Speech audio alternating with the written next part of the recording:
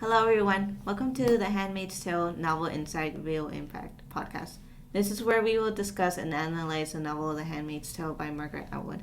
Today's episode is titled Totalitarian and Authoritarian Regimes. Today, our group consists of me, Giovanni, Yesenia, Harmony Chungus, and Natalie. Before we dive into today's podcast, we would like to talk about one of our sponsors. This podcast episode is brought to you by Glow Up, highlighting your best self. Have you ever wanted that boost of confidence, that boldness, that transformation?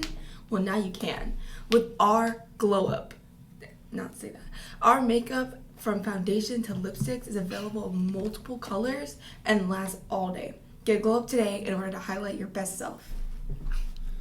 The reason for today's podcast is to talk about how totalitarian and authoritarian regimes are a part of the real world and The Handmaid's Tale, and what are the differences and similarities between the real world and the novel.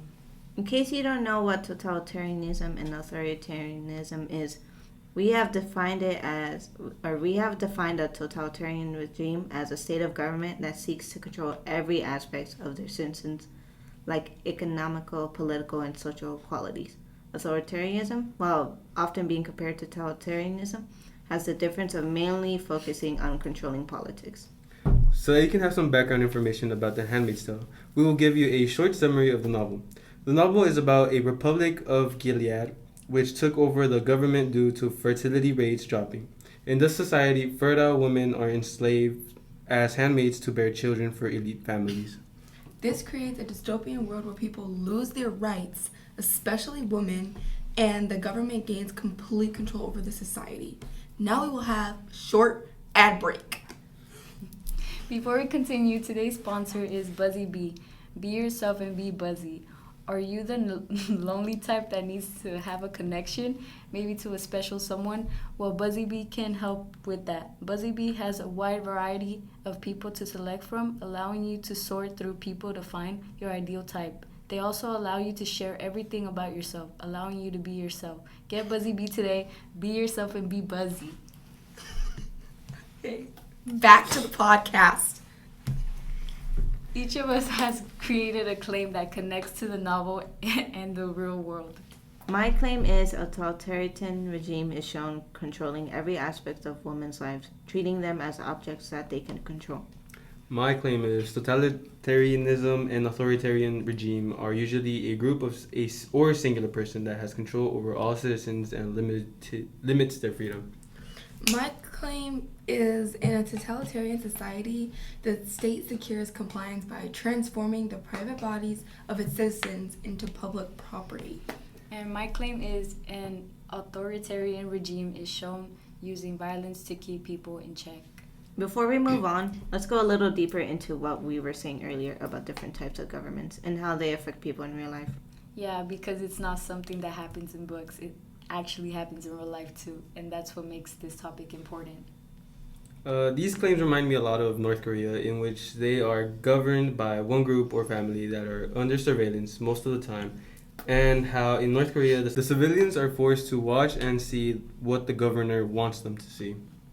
Yeah, I've heard that it is the same for Turkmenistan, where the people there don't have freedom of speech and don't have access to search or see what they want on the internet. Even small choices like personal preferences are controlled by the government. This is the third and final ad break. Clip and snip. Since you mentioned North Korea and the people not having the ability to have personal preference, it reminds me of how people in North Korea have restricted haircut options. This reminds me of our final sponsor of today, Clip and Snip. If you're looking for a trim or a new look that is fresh, clean, and fast, Clip and Snip has you covered with good quality cuts and experienced barbers. Now we're going to move into our mailbag questions, where we answer deep questions about totalitarians and authoritarian regimes that have been submitted to us. The first question is, to what extent do totalitarian and authoritarian regimes rely more on psychological control, for example, fear, propaganda, indoctrination, than physical force to maintain power? And how is this reflected in both The Handmaid's Tale and modern governments? Okay, well, in totalitarian and authoritarian regimes do usually tend to rely on more psychological control in different ways rather than physical harm. We believe that this is the case due to the fact that it's the most effective way to break people. Using tactics like propaganda, indoctrination, and fear, totalitarian and authoritarian regimes are able to brainwash their people and force their loyalty to the regime. Compared to physical harm, it only does immediate pain and will eventually wear off and prove not to be tactical for the long run.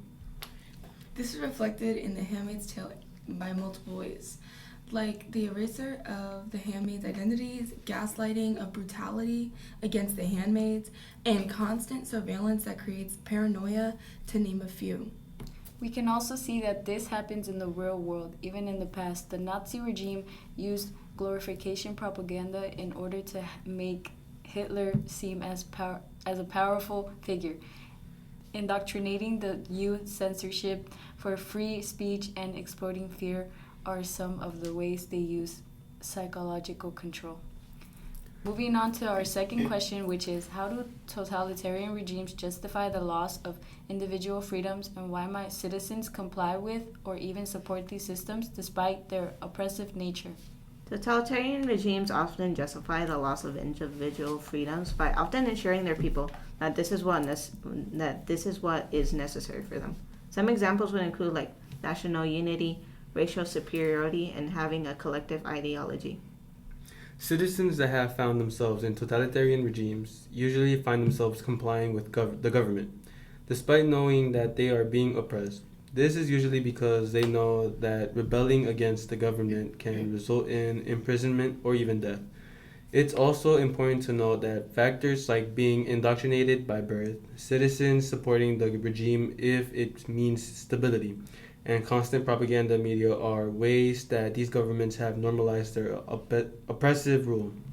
In The Handmaid's Tale, the Republic of Gilead, it justified its rule because of the dropping fertility rate. And for characters like Serena Joy, having a tiny bit of power compared to the handmaids makes her comply with the regime. The example that fits this description the most, however, is North Korea. This is because they use propaganda to show their nation as a glorious one while framing others as evil, like the United States and South Korea. They also indoctrinate their citizens from day one, shaping them to worship their country and the regime, letting them know what consequences they can get if they even show slight signs that they are unloyal. Okay, now our final question is, in what ways does The Handmaid's Tale suggest that authoritarianism develops gradually rather than suddenly? And how can this idea be applied to contemporary political or social trends? In The Handmaid's Tale, the novel illustrates us through off-Fred's memories how gradually the Republic of Gilead took over. It began with little things like women's credit cards being frozen, then being fired from their jobs, eventually snowballing into things like constant surveillance, class division, and even loss of personal identity. This idea can even apply to contemporary political or social trends.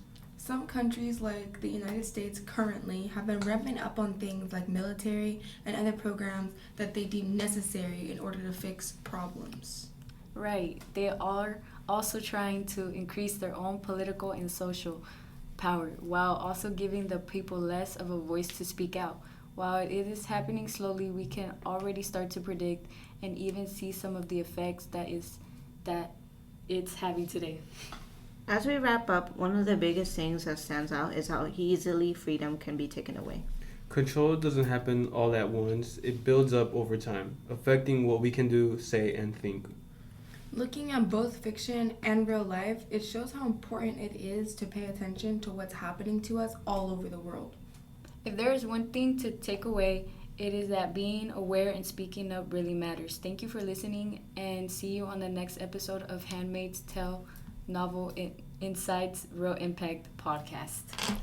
And to fully wrap up this podcast, we just wanted to thank our sponsors for sponsoring this episode of Novel Insights Handmaid's Tale podcast.